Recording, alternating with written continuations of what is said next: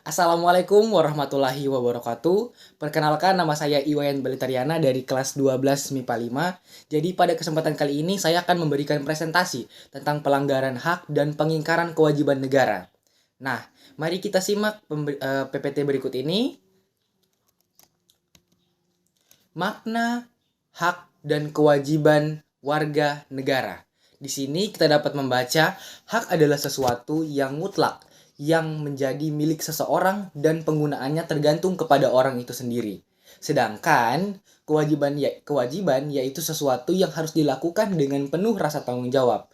Menjadi seorang warga negara berarti memiliki sebuah hak dan kewajiban yang harus dilakukan oleh setiap individunya. Warga negara yang baik hendaknya harus menjalankan dua hal tersebut secara seimbang dan tidak hanya menuntut haknya saja. Di Indonesia, hak dan kewajiban warga negara sudah tertuang dalam Undang-Undang Dasar 1945.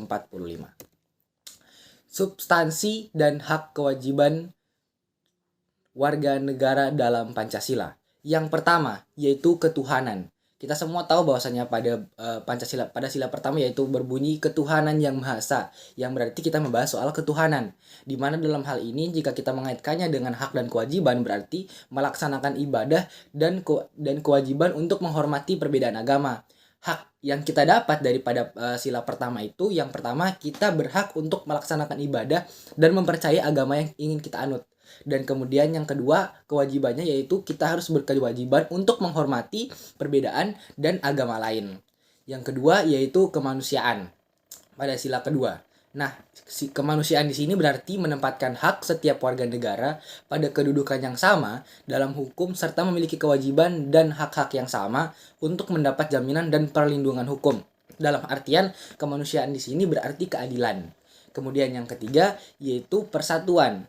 Hal ini sesuai dengan prinsip hak asasi manusia bahwa hendaknya sesama manusia bergaul satu sama lainnya dalam semangat persaudaraan. Jadi kita tidak boleh membeda-bedakan teman, membeda-bedakan orang berdasarkan ras atau sukunya. Kemudian yang keempat yaitu kerakyatan dan musyawarah. Nah, dalam hal ini kerakyatan dan musyawarah berarti dalam suatu perundingan atau dalam suatu musyawarah kita menghargai hak setiap warga negara untuk bermusyawarah mufakat. Misalnya pada saat kita sedang melakukan musyawarah kita menghargai hak orang lain. Kalau dalam kewarganegaraan pemerintah berhak atau berkewajiban untuk menghargai pendapat rakyat dan rakyat berhak untuk memberikan suara. Kemudian yang kelima yaitu keadilan. Keadilan berarti mengakui hak milik perorangan dan dilindungi pemanfaatannya oleh negara serta memberi kesempatan sebesar-besarnya pada masyarakat. Nah, sesuai namanya yaitu keadilan.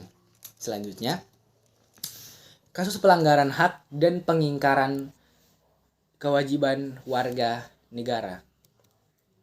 Yang pertama tentu saja yang paling sering kita temui yaitu tidak membayar pajak. Nah, banyak sekali orang yang menggaung-gaungkan haknya akan tetapi dia tidak membayar pajak. Ini kan sungguh sesuatu yang tidak seimbang seperti yang telah saya jelaskan sebelumnya.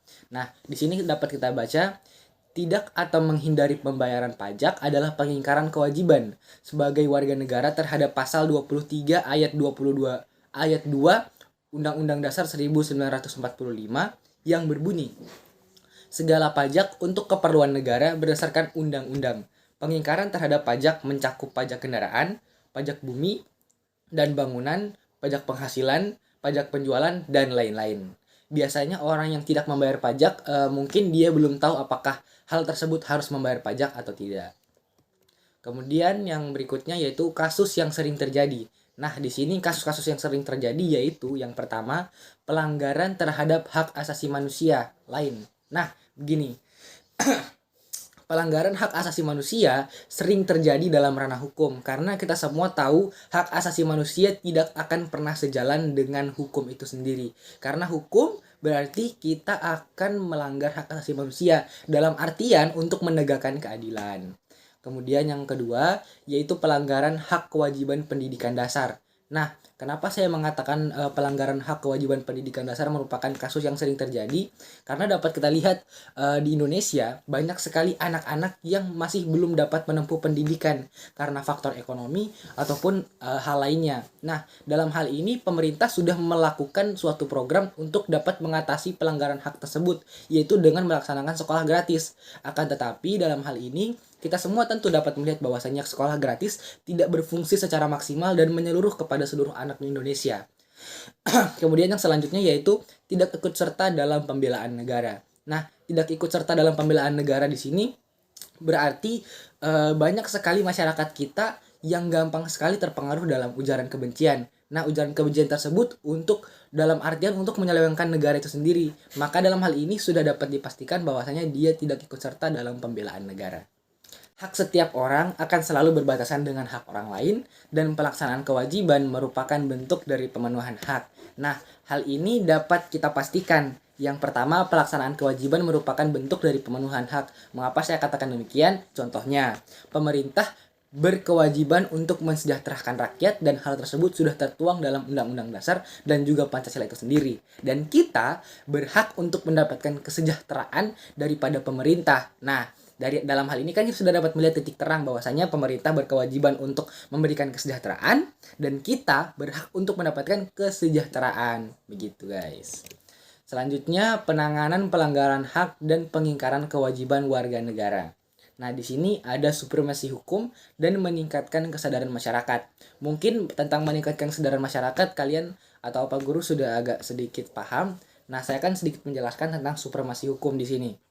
Nah, supremasi hukum berarti memposisikan hukum pada tempat yang tertinggi. Nah, kita semua tahu pelanggaran hak sering terjadi karena hukum yang mengatur mengenai pemenuhan hak tersebut belum terlalu ketat atau belum ditegakkan dengan benar. Maka dari itu kita harus melakukan supremasi hukum, di mana setiap orang menempatkan hukum di tempat tertinggi agar dia sadar mengenai hak-haknya, dia sadar mengenai kewajibannya, dan dapat melaksanakan hal tersebut dengan baik. Kemudian yang kedua yaitu meningkatkan kesadaran masyarakat. Kesadaran hak dan kewajiban dalam masyarakat sangatlah penting untuk Indonesia. Mengapa saya katakan demikian? Banyak sekali rakyat Indonesia yang masih belum mengetahui hak-haknya. Oleh karena itu, banyak sekali hak di Indonesia yang belum terpenuhi bukan karena kewajibannya tidak terlaksanakan. Akan tetapi orang yang memiliki hak tersebut tidak mengetahui bahwasanya dia memiliki hak tersebut. Contohnya saja seperti anak-anak. Banyak anak-anak yang tidak tahu bahwasanya mereka berhak untuk dapat menempuh pendidikan. Nah, kalau misalnya mereka berani untuk menyuarakan hal tersebut dan pergi ke misalnya instansi pendidikan terkait, maka tentunya instansi tersebut akan memberikan kewajiban mereka untuk memenuhi hak daripada anak itu sendiri.